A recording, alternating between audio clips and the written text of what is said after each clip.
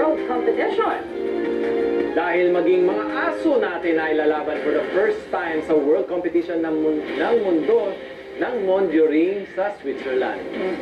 Ayaw magpahuli sina Bantay, kaya puspusan na rin ang training nila.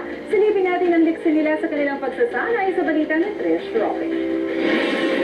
Sumikat ang asong si Booger nang magkampiyon ito sa talentadong Pinoy dahil sa galing nito sa pagsayaw. Hindi naman nalalayo dito ang talento ng mga asong sina Diego, Gaga at Barry.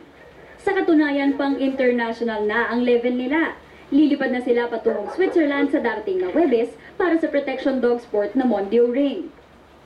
Sina Diego, Gaga, Barry at Booger ang mga pambato natin sa World Mondial Ring Competition sa Switzerland at makakalaban nila ang mahigit 200 aso mula sa iba't ibang bansa.